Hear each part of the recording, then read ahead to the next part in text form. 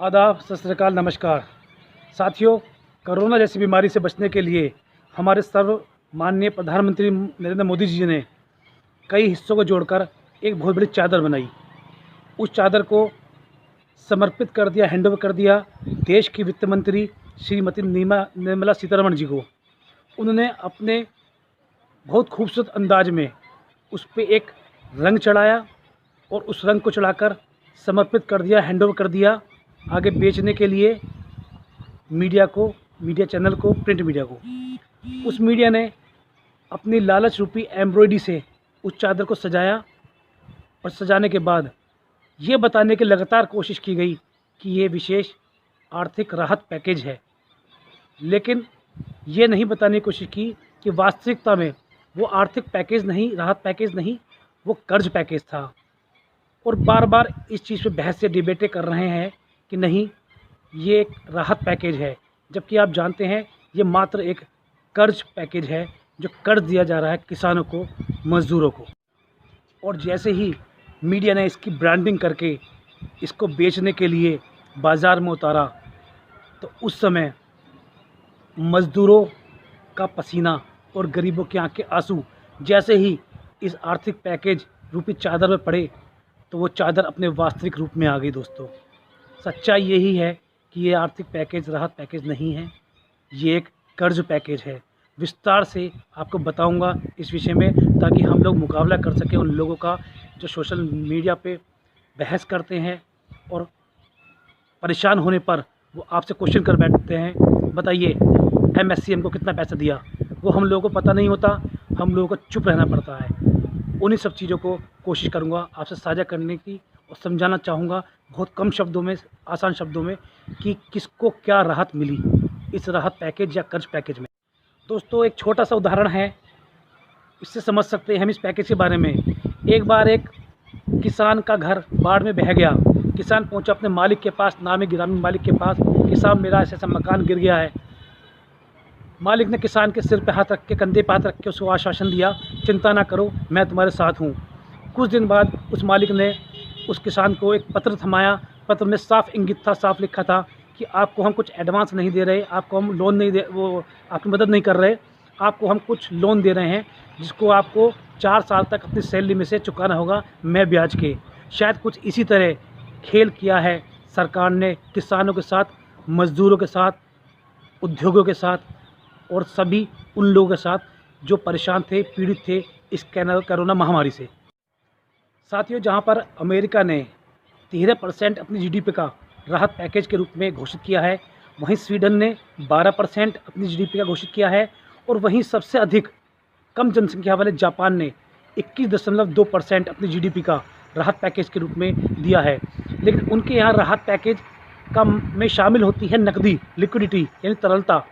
इसी के बिहाफ पर, इसी के आधार पर मार्केट में पैसा पहुंचता है, और जब गरीब लोगों के पास, आम जनता के पास, मध्यम वर्ग के पास पैसा होगा, तभी वो ख़रीदारी करेगी, तभी सामान बिकेंगे, चाहे वो विदेश का हो, चाहे वो लोकल हो। इसी श्रृंखला में हमारे देश की कुल जीडीपी 200 लाख करोड़ है, उसका 10% हुआ 20 लाख करोड़। 20 लाख करोड़ का पैकेज हमें दिया गया है। इसमें खास बात यह है, इस 20 लाख करोड़ के पैकेज में 8 लाख करोड़ का पैकेज जो शामिल किया गया है, वो आज से 2 महीने पहले, लगभग कोरोना के काल से पहले, लगभग फरवरी में वो घोषित कर दिया था आरबीआई ने, जिसको सरकार ने अब इसी राहत पैकेज में शामिल कर लिया है, जो कि गलत है। केवल राहत पैकेज को बड़ा करने के लिए, मोटा करने के लिए उस 8 लाख करोड़ को, जो आरबीआई पहले ही सैंक्शन कर चुकी थी, क्योंकि पहले आर्थिक मंदी थी, उस मंदी पर सबका ध्यान था, कोरोना पर ध्यान नहीं था। उस आर्थिक मंदी को दूर करने के लिए आरबीआई ने ये 8 लाख करोड़ का पैकेज एक दिया था सरकार को, जिसके माध्यम से पैसा पहुंचना था बाज़ार में, और अब सरकार ने उसको भी उसी पैकेज में शामिल कर लिया है, राहत पैकेज में, अपना राहत पैकेज बड़ा मजबूत करने के लिए, दिखाने के लिए। लेकिन ये सरासर गलत है। इस 8 लाख करोड़ की कहानी आपको बताऊंगा मैं अपने अगले एपिसोड में। पहले बात करते हैं 20 में से 8 लाख करोड़ घटा के 12 लाख करोड़ का क्या हुआ, यानी कि कुल जीडीपी का 4%, 8 लाख करोड़ का हिसाब हम बाद में देंगे। वो सरकार ने भी आपको नहीं दिया होगा, ना ही दे पाएगी। वो 8 लाख करोड़ के अलावा 12 लाख करोड़ का हिसाब सरकार आपको दे रही है, बता रही है कि हमने ये प्रावधान किए हैं। उस 8 लाख करोड़ की वास्तविक कहानी आपको बताऊंगा, शायद आप चौंक जाएंगे। अब बात करते हैं हम अपने इस राहत बनाम कर्ज पैकेज के बारे में। आइए साथियों, इस राहत पैकेज को हम 10 बिंदु के माध्यम से समझेंगे। पहला बिंदु हमारा MSME यानी कि माइक्रो स्मॉल मीडियम एंटरप्राइजेज, ये इसकी इंग्लिश में फुल फॉर्म होती है। हिंदी में इसको लघु कुटीर मध्यम उपक्रम बोला जाता है। सिंपल शब्दों में, साधारण शब्दों में अगर हम समझें आपको समझाने के लिए, तो जिस कंपनी या व्यवसाय का टर्नओवर 5 करोड़ तक होता है उसको हम माइक्रो एंटरप्राइजेज कहते हैं, यानी कि लघु उद्योग कहते हैं। दूसरे नंबर पे आता है आपका स्मॉल कुटीर उद्योग, जिस बिजनेस या कंपनी का टर्नओवर 50 करोड़ से नीचे होता है वो श्रेणी में आते हैं।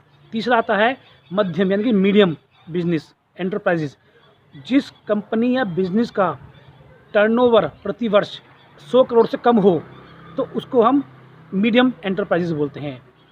चारों शब्द मिला के ये बनता है MSME एंटरप्राइजेज। साथियों, सरकार ने इस उद्योग के लिए 3 लाख करोड़, MSME के लिए 3 लाख करोड़ का राहत पैकेज, राहत नहीं, कर्ज पैकेज, यही मैं आपको समझाना चाहता हूँ। वो कर्ज पैकेज कैसे है?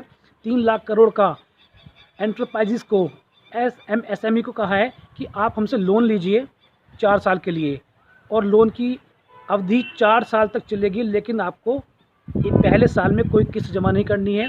बाकी में आपको 8 से लेकर 12% के इंटरेस्ट के रूप में आपको कर्ज दिया जाएगा, और 4 साल तक आपको ये चुकानी है। पहले साल कुछ भी अमाउंट आपसे हम नहीं लेंगे। साथ ही सबसे बड़ी बात क्या है? सबसे बड़ी बात यह है कि हमें वास्तविकता नहीं पता होता। अगर कोई आपसे कहे, कोई और आदमी आपसे कहे कि इस तरह की गवर्नमेंट ने MSME को सुविधा दी है, तो शायद आप समझेंगे कि हो सकता है कुछ फ़ायदे की चीज़ हो। सबसे पहले तो आप ये देखिए कि उनको राहत देने के लिए इमीडिएट कुछ पैसे चाहिए था, उनको कर्ज नहीं चाहिए था। दूसरी बात, पूरी MSME इंडस्ट्री का, एंटरप्राइजेस का अभी सरकार, राज्य सरकार, केंद्र सरकार और सरकारी कंपनियों पर लगभग 5 लाख करोड़ बकाया है। वो कैसे? जैसे रेलवे को MSME ने कुछ सेवाएं दी रेलवे को, उसकी पेमेंट, इस तरीके की न जाने कितनी पेमेंट है जो सरकार से MSME को लेनी है। ये कुल आंकड़ा 5 लाख करोड़ का बैठता है। तो MSME वालों को चाहिए था कि सरकार उन्हें उधार कर्जा ना देकर पहले उनका पुराना पेमेंट 5 लाख करोड़ का कर देती, उसके बाद 3 लाख करोड़ का अगर हेल्प उन्हें ज़रूरत पड़ती तो मांगते। तो कितना अच्छा होता कि MSME को अपना फंसा, जो सरकार के पास फंसा हुआ है 5 लाख करोड़, वो तुरंत वापस मिल जाता, तो उनको कर्ज लेने की ज़रूरत नहीं पड़ती। उन्हीं का पैसा उन्हीं को हम कर्ज के रूप में दे रहे हैं। ये बात किसी से छुपी नहीं है, लेकिन मीडिया चैनल इन चीज़ों को नहीं बताता। साथियों, अब बात करते हैं तीसरे पॉइंट की। वो है इनकम टैक्स एक्ट 1961 का एक सेक्शन है TDS और TCS। TDS उनका करता है जो लोग वेतन पाते हैं। उदाहरण आप मान लीजिए, आपको 10,000 रुपये सैलरी मिलती है, तो उसका 10% TDS के रूप में करता है। वो TDS मालिक काटता है और मालिक सरकार के खाते में इनकम टैक्स डिपार्टमेंट में जमा करवा देता है आपके बिहाफ पे। फिर आप रिटर्न फाइल जब करते हैं, तो अगर आपका इनकम टैक्स फालतू बैठता है तो आपको वापस दे देगा इनकम टैक्स डिपार्टमेंट। कम बैठता है तो आपको जमा करना पड़ेगा अपनी ITR में। पहले वो करता था 1,000 रुपया, यानी कि सैलरी का 10%, यानी कि 10,000 का 10% 1,000 रुपये। अब सरकार वो काटेगी 750 रुपये।